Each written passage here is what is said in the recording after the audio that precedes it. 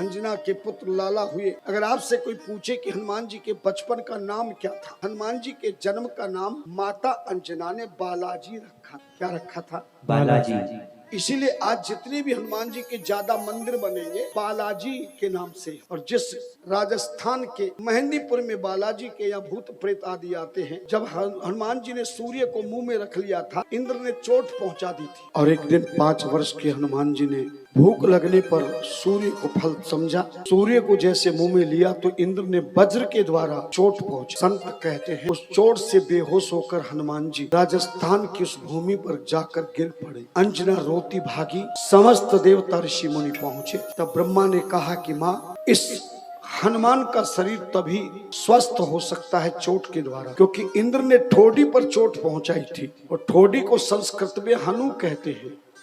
क्या कहते हैं? हनु। और मान कहते हैं जिसका बड़ी हुई हो। जैसे धन ज्यादा हो जाए तो धनवान, ज्ञान ज्यादा हो जाए तो ज्ञानवान, बुद्धि ज्यादा हो जाए तो बुद्धिमान।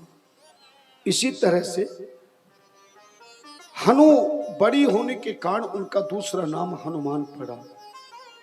धन देना। कहा कि मेहंदी का लेप लगेगा, चोट किसी को लग जाए तो मेहंदी से बड़ा औषधि नहीं है। तब माता ने अपनी शक्ति से हाथ में जल लेकर कहा कि यदि मैंने सच्चे अपने ऋषि का, गुरुदेव का अगर मैंने सेवा की है, हे गुरुदेव, आपकी शक्ति से यहां एक वृक्ष नहीं, पूरा मेहंदी का ही जंगल तैयार हो जाए। और उनके गुरु थे ऋषि मुख पर्वत पर रहने वाले, क्या नाम था? मतंग ऋषि। मतंग ऋषि, जो सबरी के भी गुरु रहे हैं। भिल्ली की भी कथा आती है, वो भी एक राजा की राजकुमारी रही है। बहुत विशेष राम कथा में उसका वर्णन किया जाता है, समय नहीं आने करेंगे। तो मतंग ऋषि के गुरु भी भिल्ली के, सबरी के वही गुरु थे, और अंजना के भी वही थे। अंजना गौतम ऋषि की बेटी है, अहिल्या की पुत्री है। तब अंजना एक अप्सरा के रूप में श्रापित होकर के मां के गर्भ से अंजना बानरी रूप में जन्म लिया था, जिनका विवाह पर्वत के साथ में हुआ था। सुमेरु पर्वत एक बेटा था, सुमेरु पर्वत का बेटा जिसका नाम केसरी था। अंजना का उस केसरी के द्वारा शादी हुई, और भगवान शिव के अंश को जब कबूतर के रूप में हिमालय के गंगा में डालने के लिए जा रहे थे अग्निदेव, उसी में से शिव का अंश, एक छोटा सा अंश गिरा, जो अंजना सूर्य को जल दे रही थी संतान की प्राप्ति के लिए। उन्हीं के कान के द्वारा गर्भ तक शिव अंश पहुंच गया, और वो अंश हवा के द्वारा आया था। इसलिए शंकर सुवन केसरी नंदन, तेज प्रताप महाजगवंदन। बहुत विस्तार से नहीं सुनाएंगे। हनुमान जी की कथा सुनाने में मेरे को 7 दिन लगते हैं। कई बार दिल्ली में और एक बार बॉम्बे में, आज से 25 साल पहले मैं हनुमान जी की कथा करने गया 2-4 जगह। बहुत इसका वर्णन है, कथा समुद्र है। जितना भी समय मिले उतना ही सुनाना चाहिए, सुनना चाहिए। हनुमान जी महाराज इसलिए हनुमान बने, मेहंदी के पत्तों से मेहंदी का लेप लगाया गया। तब माता ने कहा कि हे बालाजी, तुम्हारा एक अंश यही इस पृथ्वी पे रहेगा। जो भी लोग दुखी होंगे, भूत प्रेत पिशाच आदि सब तुम्हारे से दूर हो जाएंगे। ऐसा वरदान भगवान माता ने दिया। आज राजस्थान के मेहंदीपुर में बालाजी का मंदिर बना है, जहां इलाज होता है। कहते कि 5 वर्ष की आयु में हनुमान जी अयोध्या गए थे राम जी के दर्शन करने के लिए, और शिवजी मदारी बनकर ले गए थे। हनुमान का नाच देखकर राम जी ने वहीं पर रख लिया था, और 11 वर्ष की आयु में विश्वामित्र के आने पर राम जी को ले जाया गया, और हनुमान जी को सूर्य लोक में शिक्षा लेने के लिए, और कामना जो कोई हुई सोई अमित जीवन फल सो। ध्यान देना, बस एक ही बात हमने बता दी शायद आपको हनुमान जी की बात। तो हम हनुमान चालीसा खूब पढ़ा करो, बस हनुमान जी को हाथ ना लगे। सिंदूर चढ़ाएं तो पुजारी जी के हाथ से चढ़वाएं। हनुमान जी सारे संकटों को दूर करने वाले हैं। हनुमान जी का मूल मंत्र है, कितने लोगों को पता है, जिससे हनुमान जी बहुत प्रसन्न होते हैं। इसी मूल मंत्र से विभीषण को राम जी के दर्शन हुए। अगर आप हनुमान जी के पुजारी हैं, कोई संकट आ जाए, कोई दुख आ जाए, तो उनका मूल मंत्र है जय जय जय हनुमान गोसाई, कृपा करो गुरुदेव की नाई। इस मंत्र का जाप किया करें। इस तरह से भगवान के अवतार हुए।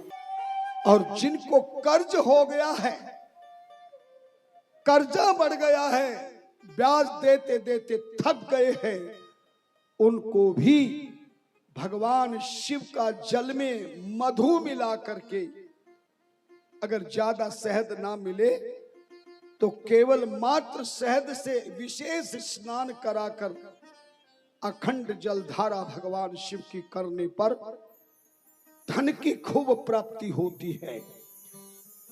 और मंगलवार के दिन, हर मंगलवार को हनुमान जी के यहाँ भुने में चने और गुड़ का प्रसाद ले जाकर हनुमान जी के मंदिर के सामने खड़े होकर 3 चीजों का पाठ करे। पहला हनुमान चालीसा का पाठ करे, दूसरा संकट मोचन का पाठ करे, और तीसरा हनुमान जी की आरती का भी पाठ करे। आरती ना करे, पाठ का मतलब है केवल हमें बोलना है। मंगलवार के दिन भुने में चनों का गुड़ का प्रसाद बनाकर, अगर आपके नगर में दक्षिण मुखी हनुमान जी हैं, जिन हनुमान जी का दक्षिण दिशा में मुख होगा, वो हनुमान जी के परम शक्ति प्राप्त होती है। केवल हनुमान जी के दर्शन करने पर शक्ति प्राप्त होती है, श्री राम जी की भक्ति प्राप्त होती है, ग्रस्त को चलाने की युक्ति प्राप्त होती है, सारे संकटों से मुक्ति प्राप्त होती है। हर मंगलवार को स्त्री हो या पुरुष, आपकी शंका दूर करूंगा। जो लोग कहते हैं कि हनुमान जी की केवल पुरुष ही पूजा कर सकते हैं, पुरुष ही मंगलवार के दिन हनुमान चालीसा पढ़ सकते हैं, ऐसा वही लोग कहते हैं जिन्होंने रामचरितमानस नहीं पढ़ा, जिन्होंने हनुमान चालीसा नहीं पढ़ी। हनुमान चालीसा पढ़ने पर उस अज्ञान का विनाश हो जाएगा। जो कहते हैं कि नारियों को हनुमान चालीसा नहीं पढ़नी चाहिए, नारियों को हनुमान जी का व्रत नहीं करना चाहिए, नारियों को हनुमान जी की पूजा नहीं करनी चाहिए। अगर इस प्रश्न का उत्तर चाहिए, अगर मैं और शास्त्रोक्त श्लोक बोलूंगा शायद आप नहीं समझ पाएंगे। मैं सीधा सीधा हनुमान चालीसा की एक चौपाई बोलता हूं। तुलसी जी से पूछा गया, तुम्हारी हनुमान चालीसा का पाठ कौन कौन कर सकता है, कौन कौन हनुमान जी की पूजा कर सकता है? सब बोले जो यह पढ़े हनुमान चालीसा। कौन पढ़े? जो का मतलब जो भी, कोई भी। जब तुलसी बाबा ने कह दिया जो का मतलब होता कोई भी, एनी बॉडी। यहां नहीं लिखा कि पुरुष पढ़े हनुमान चालीसा, स्त्री पढ़े हनुमान चालीसा, संत पढ़े हनुमान चालीसा, ब्राह्मण पढ़े हनुमान चालीसा, ज्ञानी पढ़े हनुमान चालीसा। ऐसा नहीं लिखा।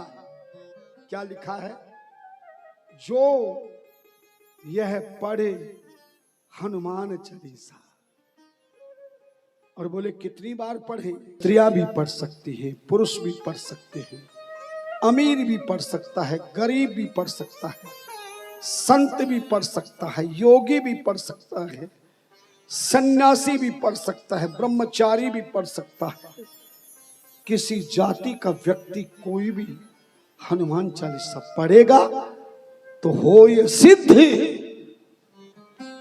एक बात यहां बताना चाहता हूं, हालांकि ये राम कथा का प्रसंग है और कभी हमें राम कथा के लिए तुमने बुलाया तो हम राम कथा भी ऐसी सुनाएंगे जो आज तक तुमने राम कथा में किसी से वो बातें नहीं सुनी होगी जो हम आपको सुनाएंगे।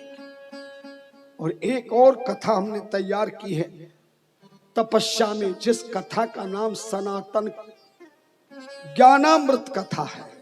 क्या नाम है?